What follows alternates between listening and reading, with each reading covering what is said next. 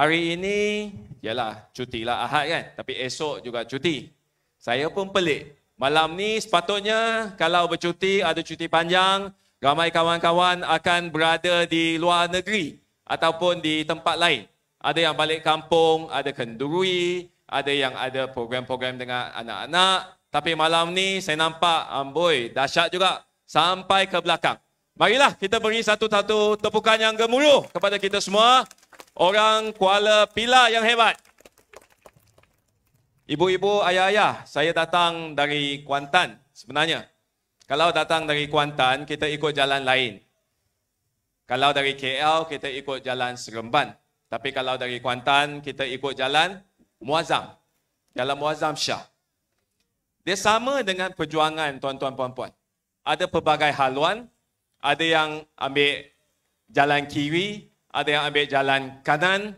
Tapi yang penting adalah kita mahu selesaikan isu rakyat.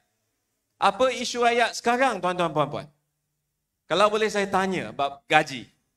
Berapa gaji yang anda rasa cukup untuk hidup? 3,000? 4,000? Ada yang kata 20,000. 20,000 memang cukup. Ada yang kata gaji menteri. Jadi menteri cukup. Tapi menteri tak pandang pun gaji. Dia pandang benda lain. Ya, kalau ada berbilion-bilion yang Zahir sebut tadi, itu yang menteri pandang. Dia tak pandang gaji pun. Saya ambil contoh. Gaji 4,000 bolehlah cukup hidup di bandar pekan kecil macam Kuala Pilah. Setuju? 4,000 okey ya? Ada yang tak setuju, okey lah, lebih kurang lah 4,000 kata cukup, basic, boleh tahan. Tak perlu pinjam-pinjam. Tapi tuan-tuan puan-puan, masalah sekarang adalah gaji kita. Kalau bagi yang baru tamat sekolah, nak cari kerja, gaji minimum 1,500. Bagi yang berpengalaman, 2,000 lebih. Lepas tu stay je kat situ. Tak naik-naik. Masalahnya tuan-tuan puan-puan, kadang harga barang memang naik. Dan kita selalu salahkan harga barang naik. Tapi masalah yang juga sama serius adalah gaji kita tak naik-naik. Kita stay je. Maka harga barang bila naik, gaji kita stay, apa terjadi? Kita jadi terhimpit tuan-tuan puan-puan. Sebab duit kita sama, tapi kuasa beli kita telah pun mengecut. Dulu nak beli ayam, nak beli daging, nak beli rumah, murah. Tapi sekarang kita nampak, duit kita makin mengecut. Keadaan ini tidak berlaku di negara lain kerana ekonomi mereka berkembang. Bila ekonomi berkembang, hasilnya sepatutnya kembali kepada rakyat. Masalah kita adalah hasilnya tidak kembali kepada rakyat. Maka gaji kita kekal rendah. Tapi harga barang dia akan naik. Sebab ada satu terma namanya inflasi. Harga barang dia akan naik, setiap tahun naik sikit. Tapi 10 tahun dia jadi banyak. Jadi rakyat kocek kita lah makin tidak cukup. Saya juga nak ingin kongsikan, okeylah kerja biasa gaji 2,000. Okey, kita jadi profesional macam mana? Tadi kawan kita Haziq dah sebut, nak jadi engineer. Kita belajar bersungguh-sungguh, lepas tu hantar pergi tuition, masuk universiti, belajar 4 tahun, keluar. Jadi engineer. Hebat kan? Dah jadi engineer lah. Ijazah muda kepujian dalam bidang kejuruteraan. Panjang, hebat. Kita jalan pun macam ada angin lah kan? Bila cari kerja, majikan cakap apa? Aku bagi gaji RM2,000. Amboi, tak belajar gaji 1,500. Tapi belajar sampai nak mati lah, malam tak tidur. Kadang kena makan pil baru boleh tidur. Dapat gaji 2,000. Apa masalah dengan negara kita ni, tuan-tuan puan-puan? Masalahnya adalah ekonomi. Ekonomi kita tidak berkembang dalam 2 dekad ni. 20 tahun ni, gaji engineer baru naik 2% setiap tahun. Dia macam kura-kura. Naik sikit. Hari ini masih 1/3 gaji jurutera permulaan dia lah. Gaji kurang dari RM2,000. Tapi gaji inflasi macam mana? Kos kita naik. Setiap tahun gaji engineer naik 2%. Gaji kos harga barang naik 3%. Setiap tahun ni naik 3%, ni naik 2%.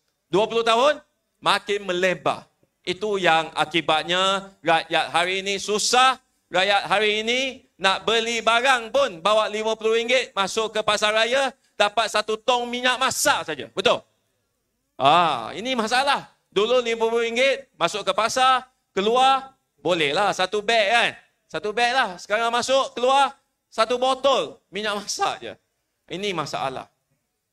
Yang kedua juga nak tanya bab ekonomi ni. Ramai yang tanya, mengapa? Mengapa ekonomi kita tak berkembang? Siapa kata? Menteri Kewangan kata ekonomi kita kan baik. Berkembang tiap-tiap tahun, GDP 4%, 5%. Nampak berkembang, tuan-tuan puan-puan. Tapi duit tu telah pun hilang ke tempat lain. Hilang ke mana? Ada 2 saluran. Satu, duit ni sebenarnya kebanyakannya diambil oleh korporat. Duit ni diambil oleh bisnes. Dia tak sampai ke pekerja. Pekerja kita terpaksa bersaing dengan pekerja-pekerja asing. Pekerja kita terpaksa bersaing dengan kos sara hidup yang makin meningkat. Tapi korporat, dia yang ambil duit. Kedua, kerajaan. Kerajaan bila tidak diuruskan dengan baik, maka duit itu tiris. Duit itu bocor. Duit itu hilang. Duit itu kena songlap. Duit itu kena sakau. Jadi bila tak ada duit, kerajaan tidak boleh melabur kepada masa depan kita ataupun anak-anak kita. Bila kerajaan tidak ada duit, tapi menteri jadi kaya raya. Bayangkan, menteri yang selalu kata, pendidikan kita baik, sekolah kita antara yang terbaik di rantau ini. Tapi anak mereka hantar ke England, hantar ke UK. Mengapa? Sekarang hantar ke China lah, ada hantar ke Beijing. Dia kata, ni China ni musuh kita. Dia komunis ni, bahaya. Anak dia hantar ke Beijing. Tuan-tuan puan-puan, ini hakikat kita apabila majoriti rakyat jelata tidak dapat kongsikan hasil kekayaan dan hasil pertumbuhan ekonomi. Hasilnya kebanyakannya masuk dalam kocek korporat yang besar-besar. PKS, perusahaan kecil-kecil, penjaja, bisnes kecil, tak dapatlah. Dalam 2 tahun ni berapa kedai yang tutup? Tutup pintu. Banyak. Tapi korporat besar tak ada masalah. Kedua, ketirisan.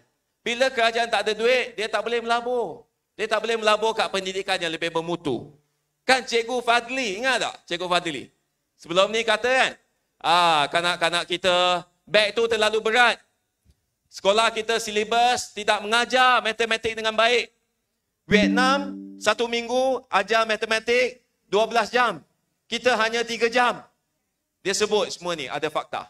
Kemudian, dia dihadap ke lembaga disiplin. Ini masalah juga kita. Kerajaan bila tidak ada duit, dia tak boleh melabur kepada pendidikan yang lebih baik. Maka anak-anak kita terpaksa kita hantar ke tuition. Anak-anak kita terpaksa terbeban dengan kos yang meningkat. Dan anak-anak kita bila kerajaan tidak boleh melabur pendidikan yang baik, apabila mereka tamat pengajian, gaji tak naik, kita semua sangkut, kita jadi satu negara yang tersangkut. Yang mana kita nak naik tak boleh, kalau nak turun pun kita tak turun. Banding dengan Indonesia, banding dengan Myanmar sekarang, kita tidak jauh. Kita makin dekat. Indonesia telah pun pecut, menghampiri kita. Myanmar jauh lagi lah Myanmar. Tapi kita nampaklah bayang-bayangan. Dulu ingat tak, kita nak bersaing dengan siapa? Singapura. Kita nak bersaing dengan Thailand. Kita nak bersaing dengan negara-negara yang lebih maju. Taiwan, Korea. Kita nak bersaing dengan Jepun. Kita nak pandang timur. Tapi hari ini, Jepun dah sampai ke sini mana? Kuala Pilah Jepun sampai Kuala Lumpur. Kita masih kat Kuala Pilah. Jangan kata Jepun. Singapura jauh juga ke depan kita. Tak ada kekayaan. Negara yang satu pulau je. Kita masuk tengok, tak ada apa pun. Baliklah petang, betul tak? Tak ada apa. Tapi Singapura, kerajaan kita nampak cara mereka menguruskan ekonomi. Kekayaan tu dapat sampai kepada rakyat. Maka rakyat boleh menikmati hasil pertumbuhan tersebut.